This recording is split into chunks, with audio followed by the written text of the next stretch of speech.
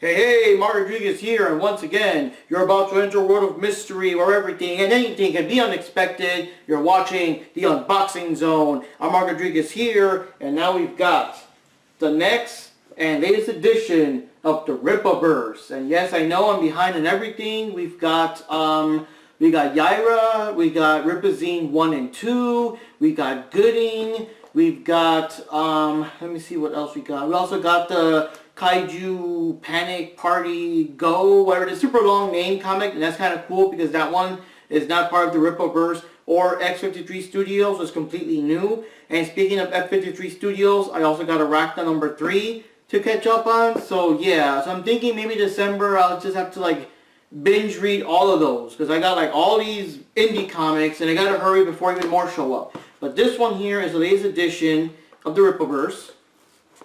And let me get this here for you. I got my scissors here with me too, just in case I need them. There we go. Alright. So there we go. Rippaverse. Super awesome, official logo and everything. You know, kind of sets it apart from anything else and stuff like that. And scissors. So let's check it out. I don't want to spoil it till we have it up here. But if you guys follow Rippaverse, you know, like the plans of the order of release and stuff like that, you know, you probably know already what this is. Now, what I do want to mention, I'm surprised it was real quick, man. It's real quick. You know how these like campaigns and stuff take a while to come out? This was very different. This one, I ordered it a bit late because, you know, I have to wait till payday and all that stuff. I ordered it near the end of the campaign, but once the campaign ended, they started shipping them like right away. So I literally got this book like maybe a week or so away, a week after the campaign ended, and I'm like, holy fuck. And I'm reading like the comments, all the other people, regardless of if you ordered like, you know, day one or like the last days where the campaign ended, they're all getting their volumes, and I'm pretty sure that by now, unless of course you're in, I think Canada had some kind of weather conditions. So unless you're like in some other country that's not the U.S., I'm pretty sure all you got your copy right now. So yes, this is the Horseman, and I believe it's called, yep, Horseman. Welcome to Floor Spark. So this is a brand new character here. It's a, I guess, a more street level character. And the interesting thing is that the story, you know, with the title Welcome to Floor Spark is the area, is the, I guess, city or town or whatever where Isom lives and stuff like that. And of course, Isom, before the story started, he's a retired, a former superhero or except in this world. So I'm thinking maybe this guy has been cutting the slack in the meantime because you know how it is. Crime is always everywhere, right? So yeah, it's Fighting Criminals. It's made by Chuck Dixon and Joe Bennett and Jay Brown, and they're all working together. Basically, I believe the story is that Dixon came up with a story, and you know the guy behind the Rippaverse said, yeah, you know, go for it and stuff like that. So it's pretty cool. So this is as of right now meant to be a one-shot, I believe. But I'm thinking if this character like kicks off, we might see him maybe not like in Horseman number 2, but we might see him in some other story with Isom or Yaira or someone else. And I'm thinking that's one of my personal theories, because so far we got this character here. I believe Gooding is supposed to be another one-shot.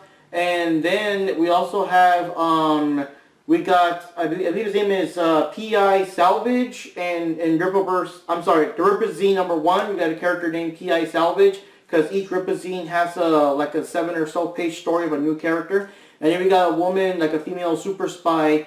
I believe her name is pronounced Shersha, and she was introduced in Ripazine number 2. And now we got the Horseman here. So I'm thinking, it's just my theory, that later on, you know, there might be some situation, especially him. He's in Floor Spark. So there's a situation. I mean, that's just something that opens itself up to that maybe Isom or Santuan or some other character will run into him sooner or later. But I'm also thinking that with the extra spies and stuff, there might be a situation where maybe Isom or Yaira or someone else needs a spy, and they just so happen to hire either P.I. Salvage or Shersha to help out. So it's kind of interesting. That's my theory anyways. They might be appearing in other stories, or who knows. My biggest theory is, what if later on they form some kind of, I guess, more street level team and it's composed of Horseman, Gooding, Shersha, and P.I. Salvage, and any other character they might create between now and then. So anyways, guys, for people keeping track of the Rippaverse,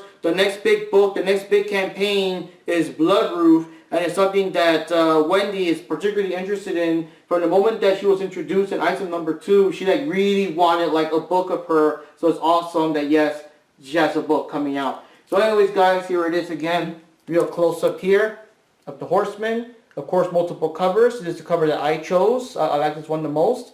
And this one is kind of interesting though. I do feel that this cover, it looks a lot more badass. It did look kind of, I don't know. It looked kind of weird in the original. Like the first picture they ever showed of him, it looked kind of whatever. This one, I do like this cover the most and everything. But we'll see, of course, how the art looks like at the inside. So, yeah, like I said, I'm behind with the books. I've already reviewed ISOM 1, ISOM 2, and Alphacore. But I really fell behind and I just didn't have time for, like, Yaira and, what can I say? Yaira, Ripazine 1 and 2, and Arachna 3, and also the Kaiju Panic.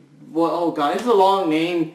I don't know what it was called. It was kind of like a rock and roll, roller derby, Kaiju Panic Attack Go or something like that. You can see the video, what's it called, and stuff like that. And yes, it's not just indie comics. I mean, I've also been falling behind with my Spider-Mans and Batmans and things like that too. I think the only comic book that I really stay on the real consistent basis is the Ninja Turtles Saturday morning cartoon one. It's based on the 80s cartoon. That one is kind of a simple read, so like, you know, the same day I buy it, I read it right away. But everything else is kind of like, I'll read it when I read it, you know what I mean? And with these bigger books, it also kind of takes a bit more time to kind of, you know, set yourself aside to read an 80 or 90 or even a 100-page book. And I usually like to read them in one sitting, so, you know, that's the thing. So anyways, guys, Mark Rodriguez here. This is the latest book. I rambled on enough with the backstory about some of these characters.